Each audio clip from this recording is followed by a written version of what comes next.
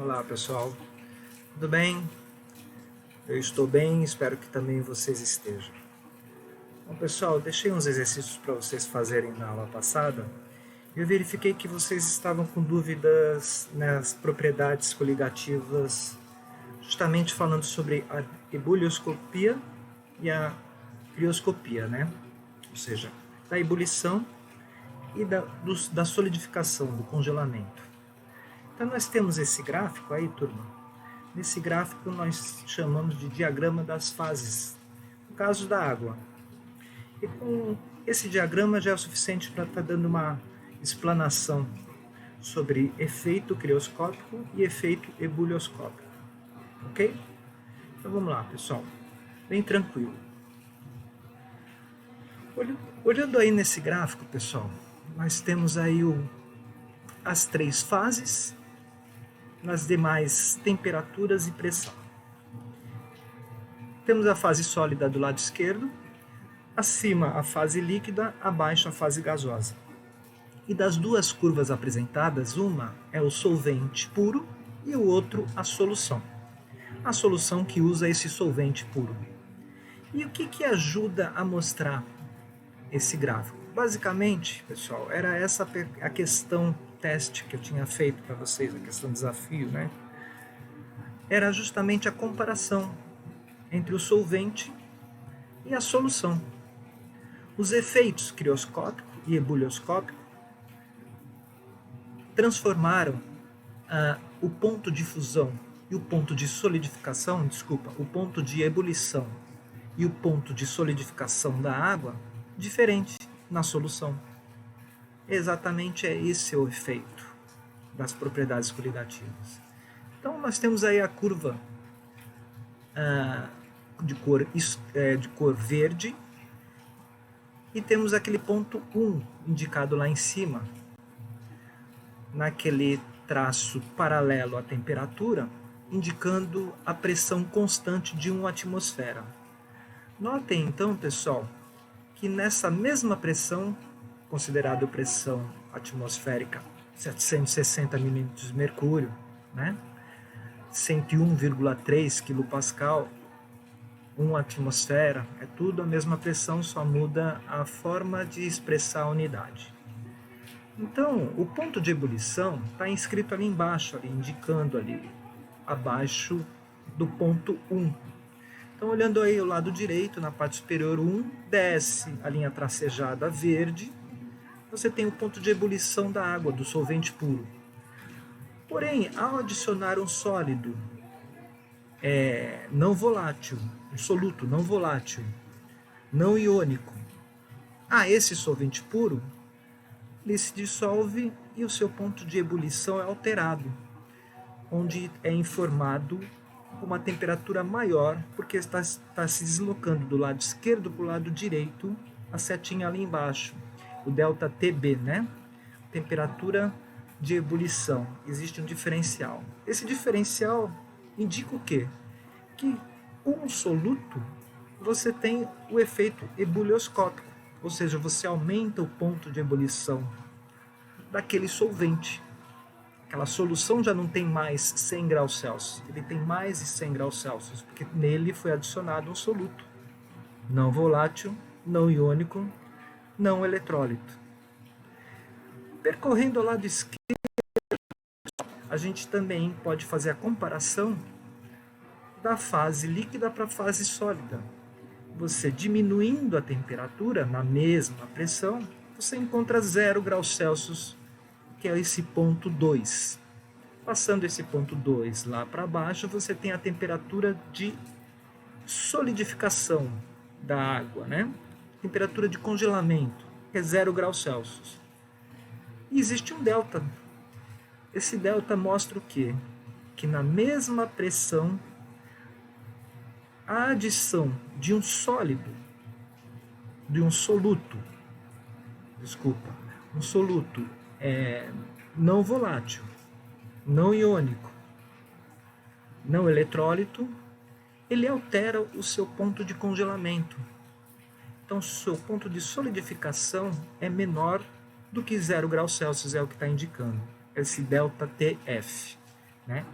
A diferença do ponto de fusão, de solidificação, de congelamento, que é a passagem do estado líquido para o estado sólido. Então esse gráfico, pessoal, ele explica muito bem essas fases.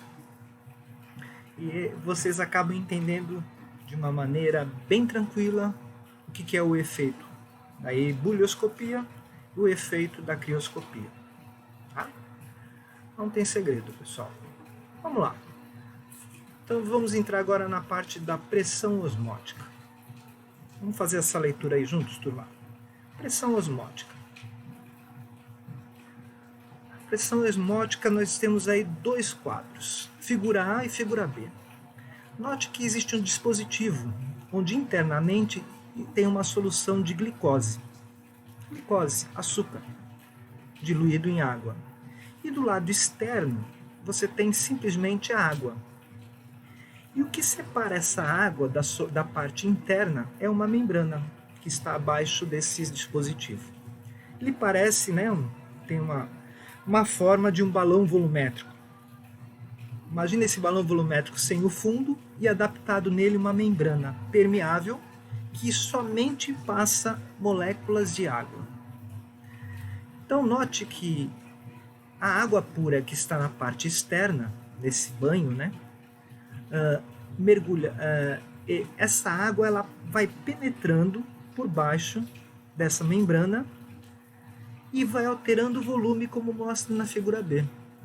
Note que o volume inicial ele era 1 e depois ele ficou outro volume. Esse volume alterado, pessoal, ele está indo do lado esquerdo para o lado direito, ou seja, da parte mais diluída para a parte mais concentrada. Olha aí, pessoal, o aumento aí que eu falei, né? O aumento do nível do líquido. E esse é o efeito que a gente vai entender melhor agora, né? Após algum tempo, verifica-se que o nível do líquido aumentou. Por que isso ocorre, pessoal? Osmose. Osmose. Houve uma passagem do fluxo de solvente puro pela membrana semipermeável. Esse fluxo vai em direção à solução onde há sólidos dissolvidos. Então a água pura, pessoal, ela vai procurar uma solução mais concentrada. Engraçado, né? O fluxo efetivo do solvente através de uma membrana permeável apenas ao solvente é denominado osmose. Então esse fluxo, pessoal, essa passagem do solvente para a parte mais concentrada através da membrana, chama-se osmose. Esse fluxo ocorre espontaneamente do meio menos concentrado para o meio mais concentrado, sempre do meio menos concentrado para o meio mais concentrado. Notem agora, pessoal, as ilustrações C e D. Mostra exatamente o mesmo teste, só que numa aparelhagem um pouco diferente. Dois tubos de vidros interligados e no meio existe a membrana permeável. Do lado esquerdo foi colocado água pura, o solvente puro. Do lado direito, uma solução aquosa de glicose de uma concentração 1 molar, 1 mol por litro. Foram colocados juntos, acertado os níveis. Passando um tempo, ocorre a osmose, ou seja, a água pura do lado esquerdo, ela tende a passar para a parte mais concentrada. E a parte mais concentrada sobe o nível. Você pode reparar que a seta indica que está passando do lado esquerdo para o lado direito, aumentando o nível. O nível sobe devido à entrada de água. A solução fica mais diluída. A molaridade já não é mais 1 mol por litro. Ela é menor do que 1 mol por litro, por ela estar mais diluída. Vamos ver isso, pessoal, agora de uma maneira mais bem microscópica, né? Microscopicamente vendo, nós podemos interpretar da seguinte maneira essa osmose. Então, embaixo ali no canto inferior direito, nós temos aquele tubo já naquela diferença de volumes, ou seja, já é o final. Passado um tempo, houve a osmose, ou seja, a passagem da água pura pela membrana semipermeável, diluindo a solução de glicose. Então, ampliando isso, essa imagem E é a ampliação daquela intersecção entre os dois tubos. A membrana permeável apenas ao solvente, as moléculas de água passando do lado esquerdo e penetrando para o lado direito, diluindo a solução que inicialmente estava a 1 mol por litro, ficando menos de 1 mol por litro. Então, do lado esquerdo, vocês reparem que tem as moléculas de água, e do lado direito, as moléculas de glicose dentro daquela concentração inicial. Agora, a água ela está penetrando a esse lado direito, ou seja, a osmose está ocorrendo nessa solução aquosa de glicose.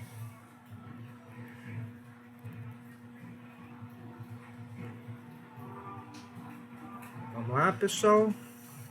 Pressão osmótica. Agora, o que é a pressão osmótica?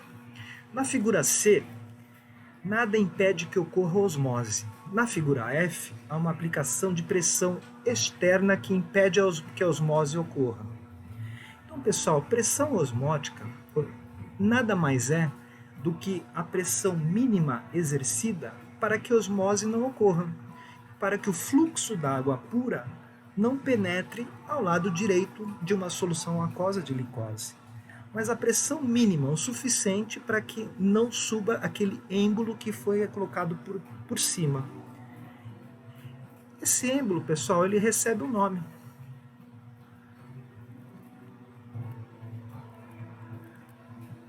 Então, na figura C e figura F. Olhando a figura C, então, inicialmente, a membrana permeável, onde passa somente o solvente.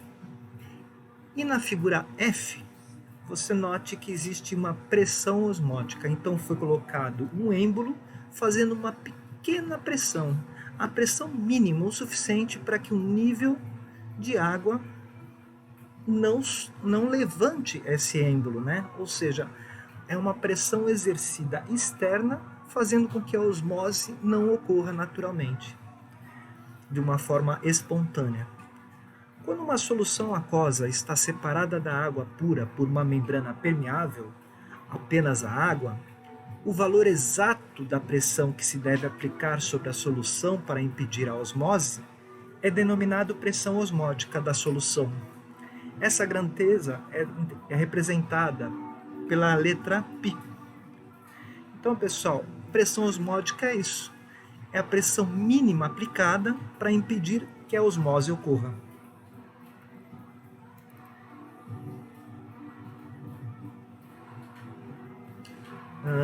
Vamos lá, continuando. A pressão osmótica π de uma solução diluída de soluto não eletrólito é diretamente proporcional à concentração em mol por litro dessa solução e à temperatura ambiente em que ela se encontra. Então, pessoal, a concentração está diretamente relacionada a essa pressão osmótica. E a temperatura, claro, se você tem uma temperatura menor, você tem uma constrição de solutos. Se você tem uma temperatura maior, você tem um afastamento desse soluto. Então, a concentração está diretamente ligada à temperatura para a gente poder indicar qual é a pressão osmótica.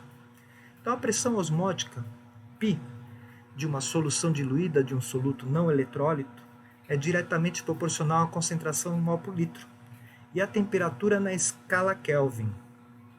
Então, aí notem, na formulinha, nós temos o π igual a molaridade da solução vezes R, que é a constante, né? Aquela constante 0,082, vezes a temperatura em Kelvin, em 273, né?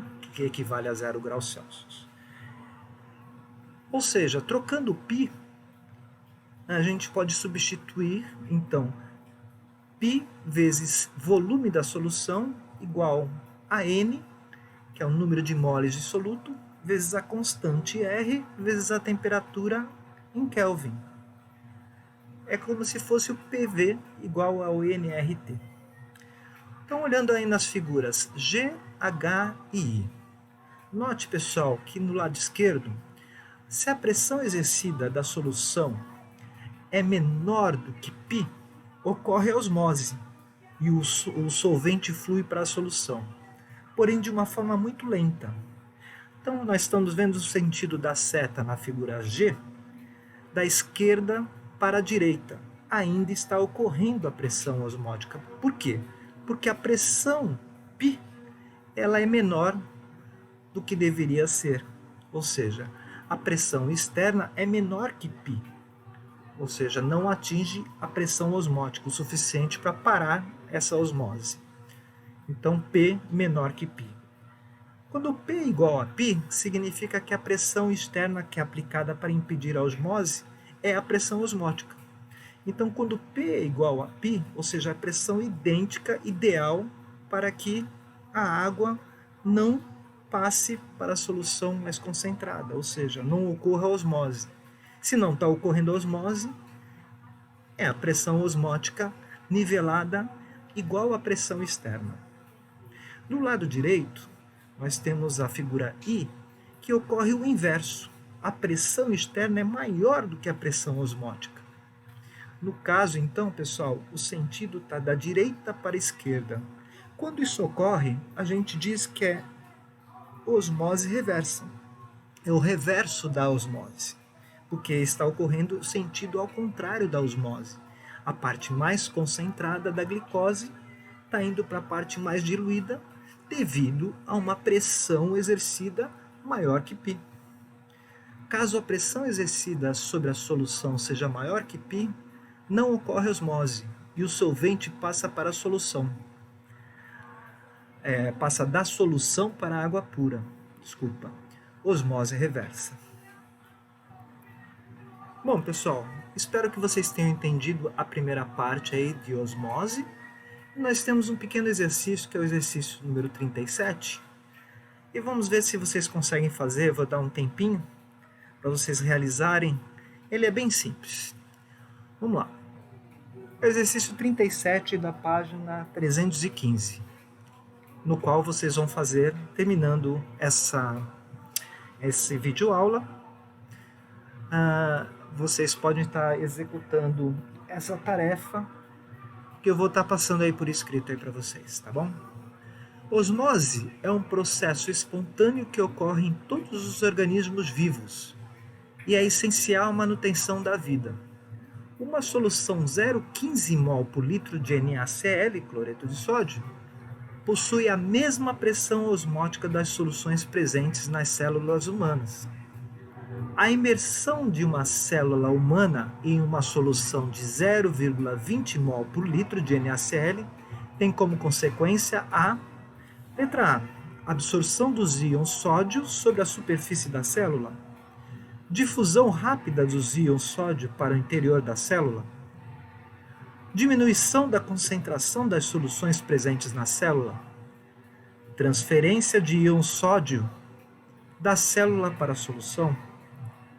Ou transferência de moléculas da água do interior da célula para a solução. Vamos lá, pessoal. Para vocês pensarem um pouquinho, a gente vai passar a seguinte informação aí para facilitar um pouquinho o entendimento. Então, pessoal, nós temos agora aquela imagem mostrando a passagem do solvente puro para a parte mais concentrada. Nesse caso, pessoal, eu coloquei para facilitar uma solução aquosa de NaCl e abaixo moléculas de NaCl. A gente sabe que não são moléculas, né, pessoal? É um composto iônico. Mas tudo bem. Isso é só para tá dando uma imagem do sistema, como ocorre essa osmose, né? Então, olhando do lado esquerdo, a gente tem a água pura e do lado direito a solução de NaCl. Então, a pergunta está falando o seguinte, aqui uma solução de 0,15 mol por litro possui a mesma pressão osmótica das soluções presentes nas células humanas. Agora, se eu coloco uma célula humana em uma solução de 0,20, ela deixa de ser aquela pressão osmótica. Então, o que ocorre, pessoal? Dá uma pensada e vamos tentar responder aí, turma.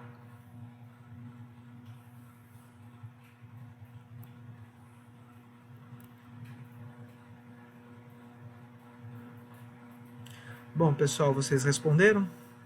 Se vocês responderam a alternativa E, vocês acertaram. Então, pessoal, a transferência das moléculas de água no interior da célula para a solução. Por quê, pessoal? Foi aumentada a concentração de NaCl. Se ela foi aumentada a concentração de NaCl, o que vai ocorrer? Ela vai ocorrer a osmose, porque inicialmente a pressão era a mesma, mas a partir do momento que eu coloquei uma concentração maior do que 0,15, que foi 0,20, a pressão já se tornou diferente. Então a osmose ocorreu, transferindo as moléculas de água do interior da célula para a solução. E é isso que ocorre, pessoal. Bom, turma, eu espero que tenha ficado um pouco claro essa matéria. A gente vai passar depois dessa matéria pressão osmótica. Vamos terminar e vamos falar sobre as propriedades coligativas para soluções de eletrólitos não voláteis. Porém, antes eu quero que vocês façam esses exercícios da página 319 e 320. Mas não esqueçam, pessoal, a videoaula que a gente está fazendo agora é simplesmente para eu passar, mas não estou recebendo as perguntas, as dúvidas de vocês. Podem perguntar. Alguns estão começando a fazer algumas perguntas, e é por aí, tá bom, turma? Não deixe de fazer as perguntas e a gente se vê aí na próxima aula. Um grande abraço.